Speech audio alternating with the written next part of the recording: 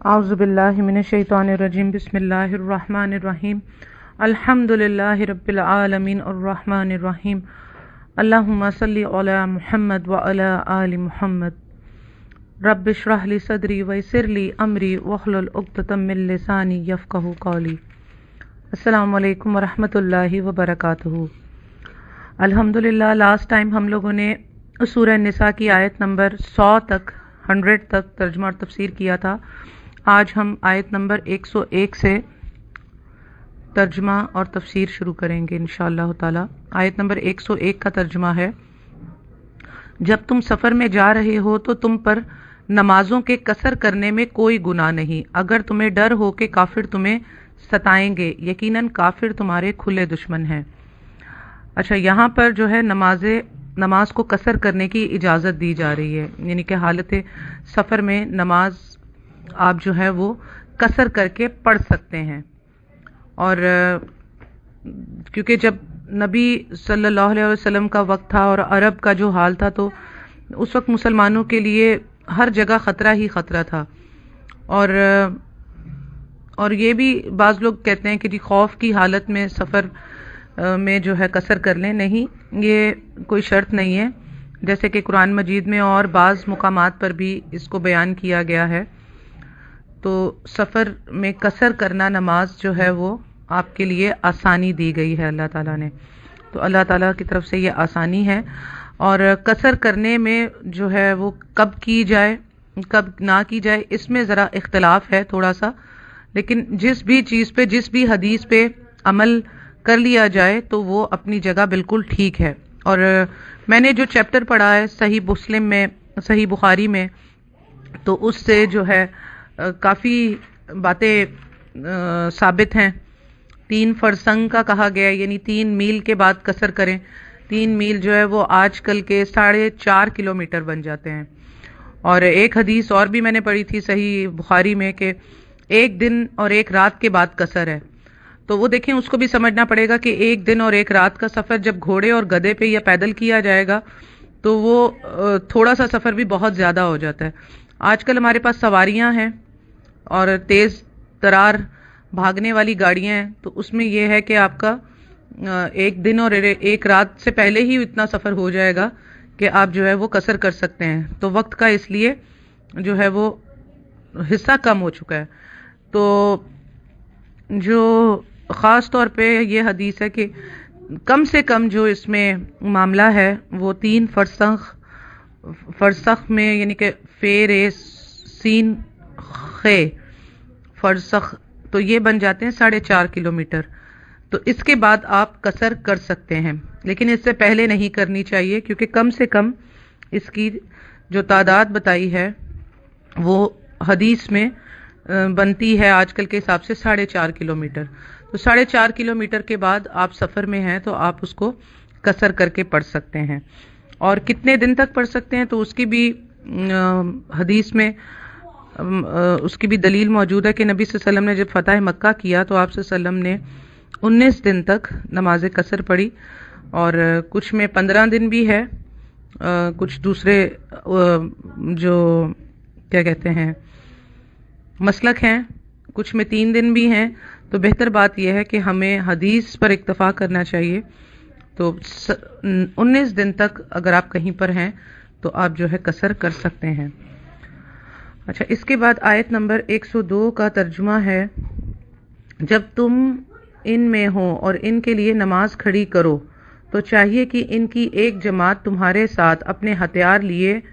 खड़ी हो, फिर जब ये सजदा कर चुके हैं तो ये हट कर तुम्हारे पीछे आ जाएं, और वो दूसरी जमात जिसने नमाज नहीं पढ़ी वो आ जाए और तेरे साथ नमाज अदा करे, और अपना बचाओ और अपने हथियार लिए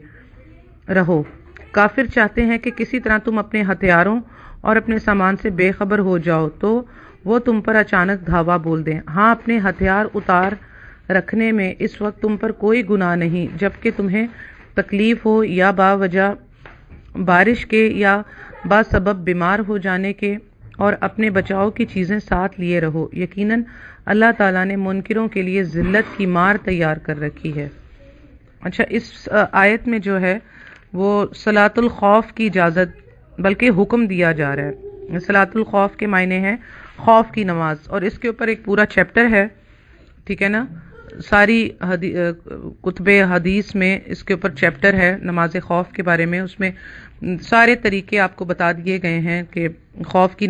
حالت میں نماز کیسے پڑھنا ہے، جب مسلمان اور کافر آپس میں ان کی فوجیں ایک دوسرے کے مقابل جنگ کے لیے کھڑی ہوں اور ایک لمحے کی بھی غفلت مسلمانوں کے لیے اس وقت سخت خطرناک ثابت ہو سکتی ہو، تو ایسے حالات میں نماز کا وقت ہو جائے تو صلاۃ الخوف پڑھنے کا حکم ہے، جس کی مختلف صورتیں آپ کو احادیث میں ڈیٹیل کے ساتھ مل جائیں گی، یعنی کہ میں کچھ اس کی شکلیں آپ کو بیان کر کے بتا دیتی ہوں کہ مثلاً مسلمانوں کی فوج دو حصوں میں تقسیم ہو گئی، ایک حصہ دشمن کے جو ہے بالمقابل کھڑا رہا تاکہ کافروں کو حملہ کرنے کی ہمت نہ ہو، اور ایک حصے نے آ کر نبی صلی اللہ علیہ وسلم کے پیچھے نماز پڑھی۔ جب یہ حصہ نماز سے فارغ ہو گیا تو یہ پہلے کی جگہ مورچہ زن ہو گیا، اور پھر دوسرا حصہ آ کر جو ہے وہ نبی صلی اللہ علیہ وسلم کے پاس نماز پڑھ لیتا ہے۔ تو بعض روایات میں آتا ہے کہ آپ صلی اللہ علیہ وسلم نے دونوں حصوں کو ایک ایک رکعت نماز پڑھائی، اسی طرح آپ صلی اللہ علیہ وسلم کی 2 رکعت اور باقی پڑھنے والوں کی ایک ایک رکعت ہوئی۔ بعض حدیثوں میں آتا ہے کہ 2 رکعتیں پڑھائیں، اس طرح آپ صلی اللہ علیہ وسلم کی 4 رکعت ہوئیں اور جو فوجیوں کی 2 رکعت ہوئیں، یعنی کہ 4 رکعت نبی صلی اللہ علیہ وسلم پڑھا رہے تھے، ایک حصے نے آ کے 2 رکعتیں پڑھی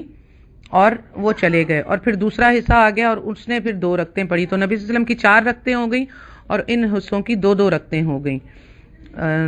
ٹھیک ہے۔ اور بعض میں آتا ہے کہ 1 رکعت پڑھ کر اتہ حیات کی طرح بیٹھے رہے، تو فوجیوں نے کھڑے ہو کر اپنے طور پر 1 رکعت اور پڑھ کر 2 رکعت پوری کی اور دشمن کے سامنے جا کر ڈٹ گئے۔ دوسرے حصے نے آ کر نبی صلی اللہ علیہ وسلم کے پیچھے نماز پڑھی، آپ صلی اللہ علیہ وسلم نے انہیں بھی 1 رکعت پڑھائی اور اتہ حیات میں بیٹھ گئے، اور اس وقت تک بیٹھے رہے جب تک کہ فوجیوں نے دوسری رکعت پوری نہیں کر لی، پھر ان کے ساتھ آپ صلی اللہ علیہ وسلم نے سلام پھیر دیا۔ اسی طرح آپ صلی اللہ علیہ وسلم کی بھی 2 رکعتیں اور فوج کی دونوں حصوں کی بھی 2 رکعتیں ہوئی۔ تو یہ چیپٹر آپ کو حدیث میں نماز صلاۃ الخوف نماز کے مطلب خوف کی نماز کے ہیڈنگ سے مل جائے گا، جس میں آپ کو پوری اور مختلف طریقے آپ کو پتہ چل جائیں گے۔ تو یہ بھی ہمیں معلوم ہونے چاہیے کہ کبھی ایسے حالت میں نماز پڑھے تو کیسے پڑھی جا سکتی ہے، کیونکہ کسی وقت بھی یہ معاملہ کسی کے ساتھ بھی ہو سکتا ہے کہ وہ جنگ کی حالت میں آ جائیں۔ پھر آیت نمبر 103 کا ترجمہ ہے، پھر جب تم نماز ادا کر چکو تو اٹھتے بیٹھتے اور لیٹے اللہ تعالیٰ کا ذکر کرتے رہو، اور جب اطمینان پاؤ تو نماز قائم کرو، یقیناً نماز مومنوں پر مقرر کردہ وقتوں پر ہی فرض ہے۔ یہاں آیت میں بھی اس سے یہی مراد ہے، یعنی کہ خوف کی نماز کیونکہ تخفیف کر دی گئی، اس لیے اس کی تلافی کے لیے کہا جا رہا ہے کہ جب یہ نماز پڑھنے کے تلافی کے معاملے میں تم اٹھتے بیٹھتے کھڑے لیٹے جو ہے وہ اللہ کا ذکر کرتے رہو، اور دوسرا یہ کہ خوف اور جنگ کی حالت جب ختم ہو جائے تو پھر نماز کو اسی طریقے کے مطابق پڑھنا ہے جو عام حالات میں جس طریقے سے پڑھی جاتی ہے، جیسے کہ نبی صلی اللہ علیہ وسلم نے عام حالات کی نماز پڑھی۔ اور تیسری بات یہ اس میں ہے کہ نمازوں کو جو ہے مقررہ وقت پر پڑھنے کی تاکید ہے، جس سے معلوم ہوتا ہے کہ شرعی عذر کے 2 نمازوں کو جمع کرنا بھی صحیح نہیں ہے، کیونکہ اس طرح کم از کم ایک نماز غیر وقت میں پڑھی جائے گی جو اس آیت کے خلاف ہے۔ تو یعنی کہ ہمیشہ 2 نمازیں جمع کرنا، سفر کے علاوہ سفر میں آپ کو اجازت ہے کہ 2 نمازیں آپ جمع کر سکتے ہیں،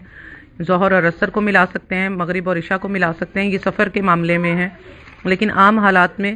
بھی اس کی اجازت ہے، کیونکہ صحیح بخاری کی حدیث ہے کہ نبی صلی اللہ علیہ وسلم نہ سفر کی حالت میں تھے نہ جنگ کی حالت میں تھے، مدینہ میں مقیم ہوتے ہوئے نبی صلی اللہ علیہ وسلم نے 2 نمازوں کو جمع کر کے پڑھا۔ حضرت ابن عباس نے پوچھا تو آپ صلی اللہ علیہ وسلم نے فرمایا کہ یہ اللہ تعالیٰ کی طرف سے تمہیں جو ہے وہ ایک آسانی ہے تو اسے قبول کرو۔ تو یہ اس لیے ہے کہ ہم اپنے ہی شہر میں ہیں اور ہمیں فرض کریں کہ بازار جانا ہے، کوئی کام کرنا ہے، تو ہم جیسے نکل رہے ہیں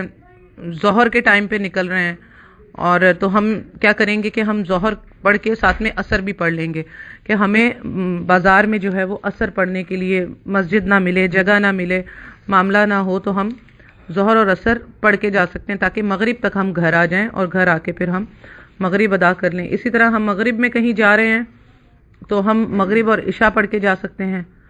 ٹھیک ہے نا، یا عشاء کے ٹائم پہ دیر ہو جائے، ہم فرض کریں کہ مغرب سے پہلے نکل گئے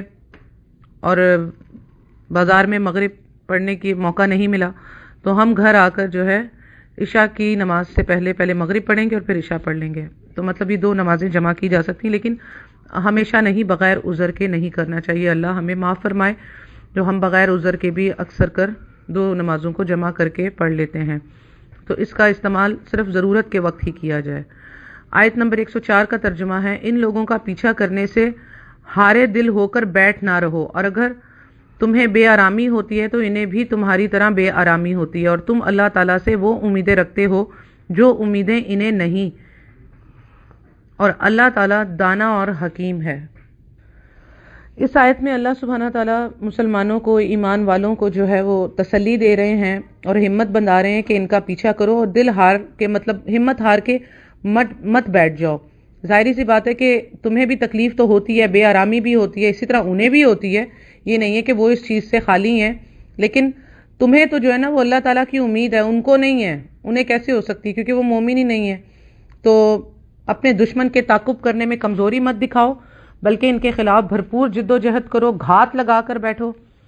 یعنی زخم تو تمہیں بھی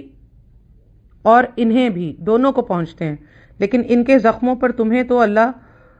لیکن ان جو زخم تمہیں اللہ کے راستے میں پہنچتے ہیں، ان زخموں پر تمہیں تو اللہ سے اجر کی امید ہے، لیکن وہ اس کی امید نہیں رکھتے. اس لیے اجر آخرت کے حصول کے لیے جو محنت و کاوش تم کر سکتے ہو وہ کافر نہیں کر سکتے. تو اس لیے تم جو ہے وہ اس چیز سے برا دل مت بنا لیا کرو، اور تکلیف تو ظاہری سی بات ہوتی ہے، لیکن اس سے بہت زیادہ بڑھ کر تمہارے لیے اجر ہے.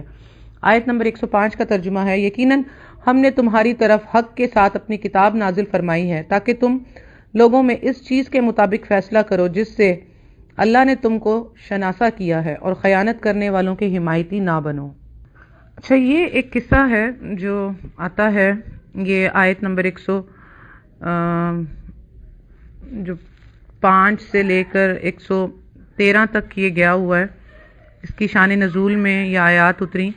اصل میں معاملہ یہ تھا کہ جیسے اللہ تعالیٰ نے یہاں فرمایا نا کہ ہم نے اپنے حق کی طرف سے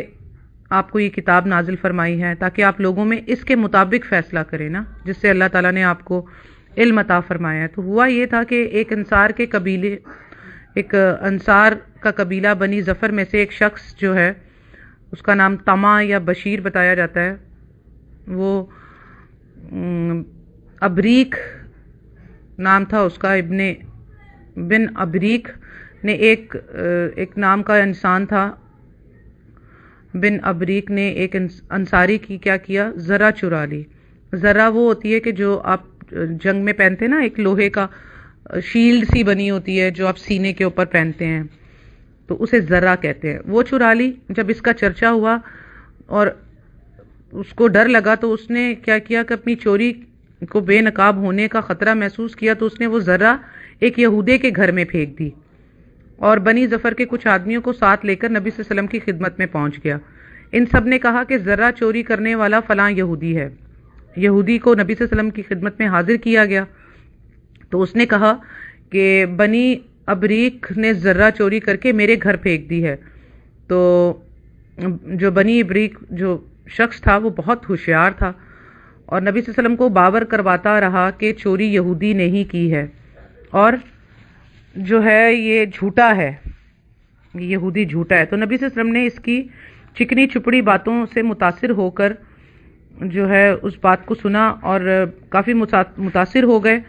اور قریب ہی تھا کہ اس انصاری کو چوری کے الزام سے بری کر کے یہودی پر چوری کی فرد جرم عائد فرما دیتے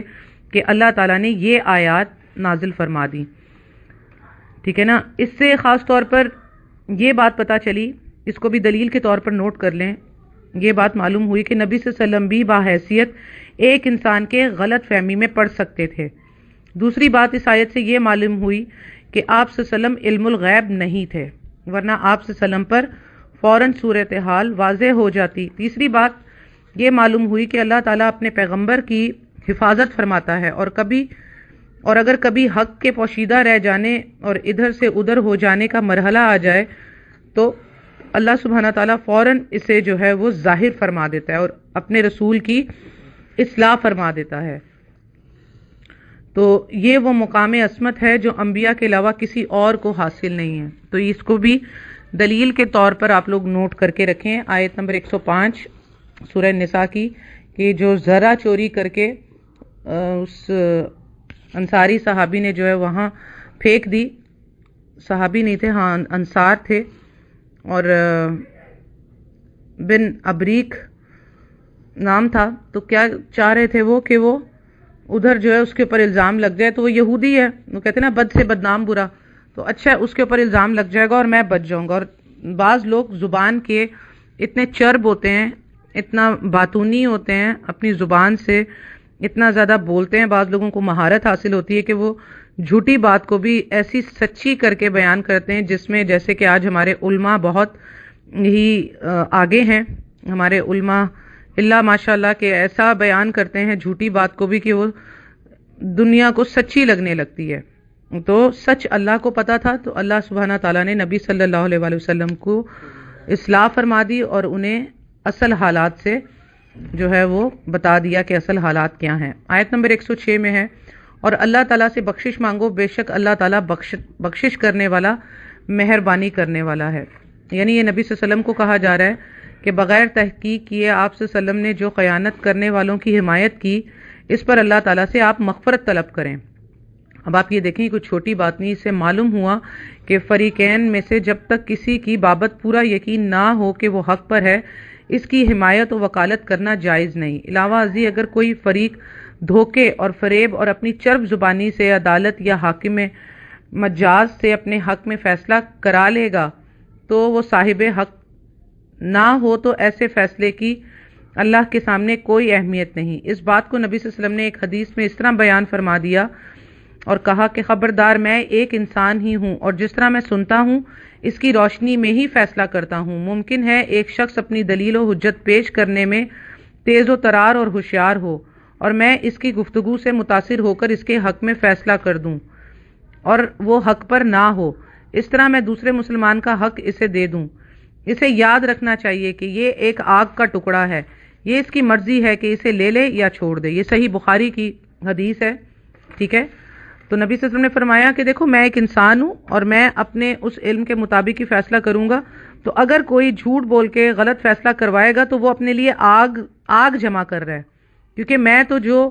معاملات میرے سامنے ہوں گے، جو سیاق سباق کی اور گواہوں کی اور جو پوری بات سننے کے بعد فیصلہ کروں گا، تو میں اپنے جو ہے وہ اس بات پر ہی فیصلہ کروں گا، الا یہ کہ اللہ کی طرف سے اصلاح ہو جائے. ادروائز اگر تم کوئی ایسا فیصلہ کروا بھی لوگے مجھ سے اور وہ چیز تم لے بھی لوگے تو وہ تمہارے لیے عذاب، آگ کا ٹکڑا ہے. تو اس چیز سے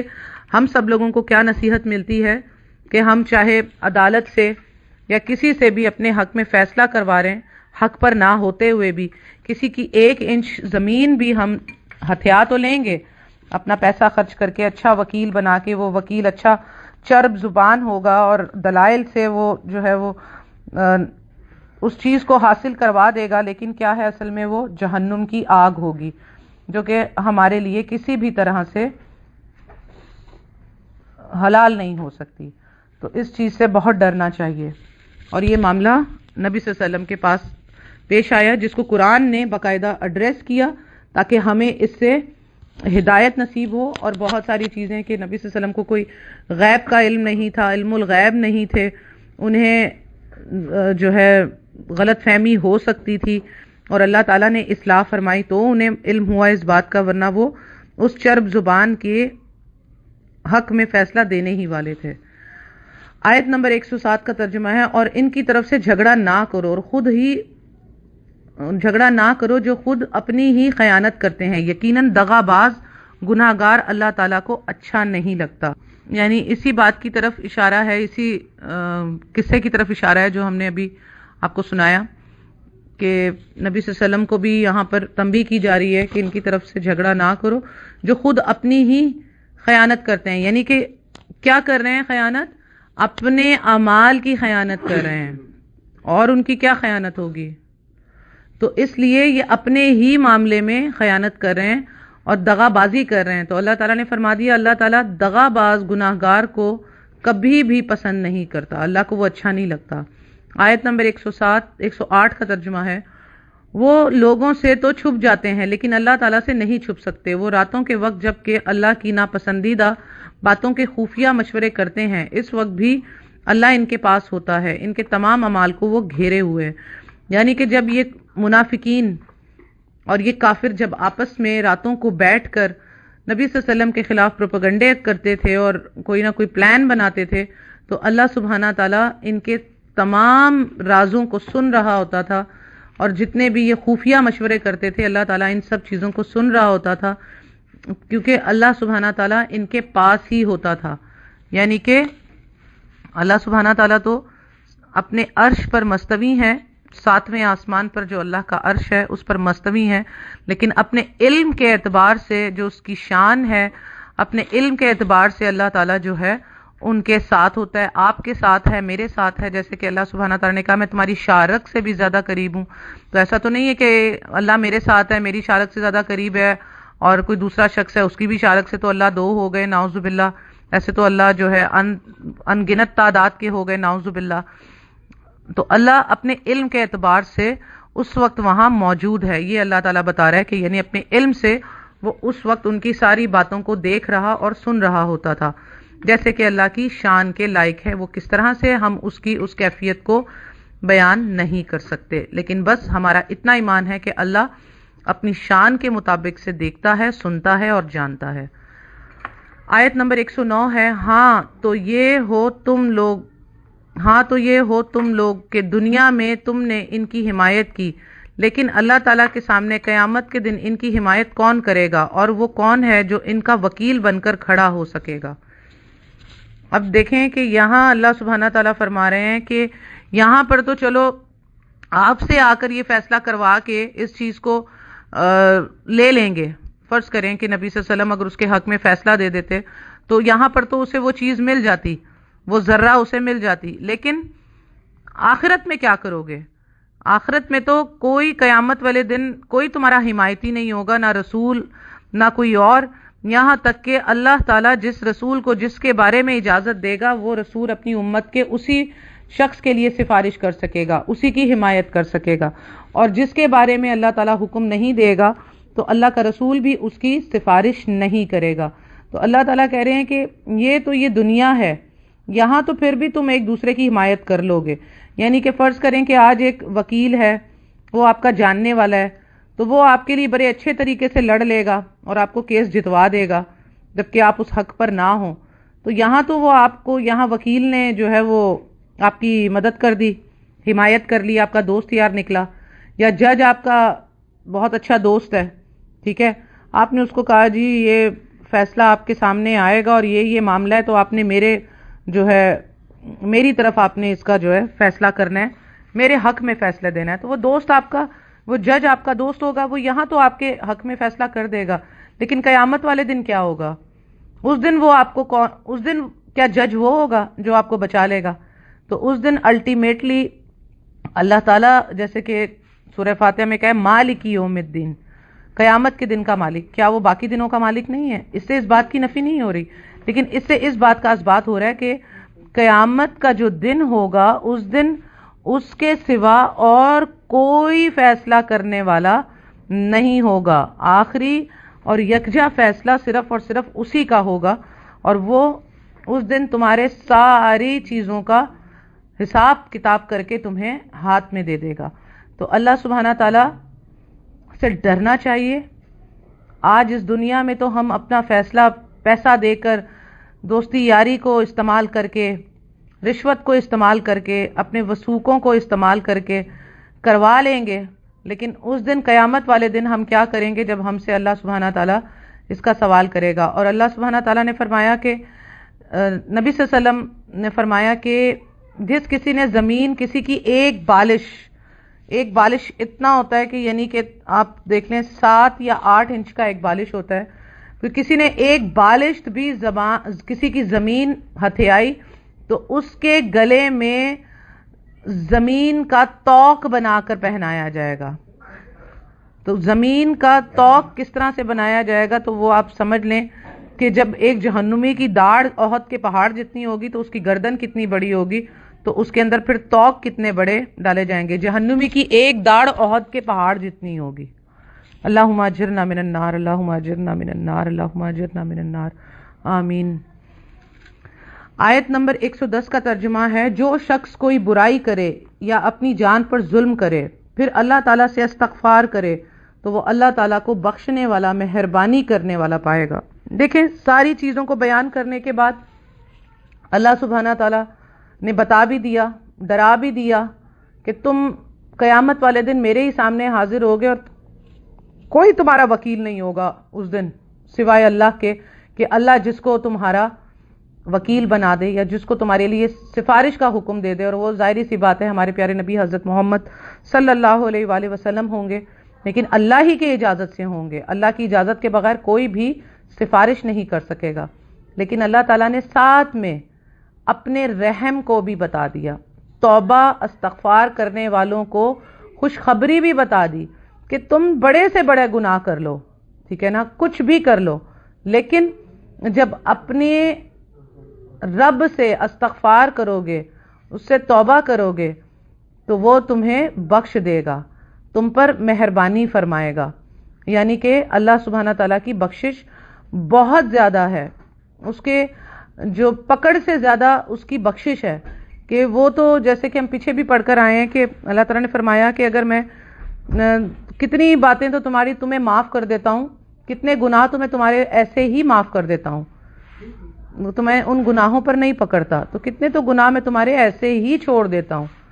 بخش دیتا ہوں۔ تو اللہ تعالیٰ کی بخشش زیادہ ہے بجائے اس کی پکڑ کے، لیکن اس کا ناجائز فائدہ اٹھانے والوں کے لیے کیا ہوگا کہ وہ پھر ان کی عادت ہو جائے گی، اور اللہ تعالیٰ کی پھر بخشش ان کے لیے نہیں ہوتی، جو توبہ اور استغفار کو مذاق بنا لیتے ہیں۔ تو اللہ تعالیٰ یہاں پر کیا کہہ رہے ہیں کہ کوئی شخص بھی برائی کرے یا اپنی جان پر ظلم کرے تو اللہ تعالیٰ سے استغفار کرے۔ یہاں اللہ تعالیٰ یہ نہیں کہہ رہا کہ فلاں کو وسیلہ بنا کر میرے سامنے پیش کرے، فلاں کے وسیلے سے میرے پاس آئے تو میں بخشوں گا، نہیں، سیدھا سیدھا یہ آیت آپ کے سامنے ہے، دلیل ہے یہ آیت نمبر 110 سورہ نساء کی، کہ اللہ تعالیٰ سے استغفار کرے گا جو بھی تو اللہ تعالیٰ اس کو بخشنے والا ہے، اللہ تعالیٰ سے مہربانی پائے گا وہ شخص جو اللہ تعالیٰ سے استغفار کرے گا، توبہ کرے گا۔ وسیلہ صرف اللہ کے ناموں کا ہے، اللہ کی ذات کا ہے، اور کسی چیز کا کوئی وسیلہ نہیں ہے، اور اللہ تعالیٰ استغفار کرنے والوں کو، توبہ کرنے والوں کو پسند کرتا ہے اور انہیں بخش دیتا ہے۔ الحمدللہ ہم نے آج آیت نمبر 110 تک ترجمہ اور تفسیر کیا۔ الحمدللہ سورہ نساء کی آیت نمبر 110 تک ہم نے ترجمہ تفسیر کیا۔ اللہ سبحانہ تعالیٰ سے دعا ہے کہ جو کچھ ہم لوگوں نے پڑھا، اللہ سبحانہ تعالیٰ اسے صحیح طرح سمجھ کر پڑھنے کی، عمل کرنے کی اور اس کو دوسرے لوگوں تک پہنچانے کی توفیق عطا فرمائے۔ اللہ سبحانہ تعالیٰ اس قرآن کو، نبی صلی اللہ علیہ وسلم کی سنت کو، احادیث کو ہمارے دل کی روشنی بنا دے، ہمارے عمل کا حصہ بنا دے۔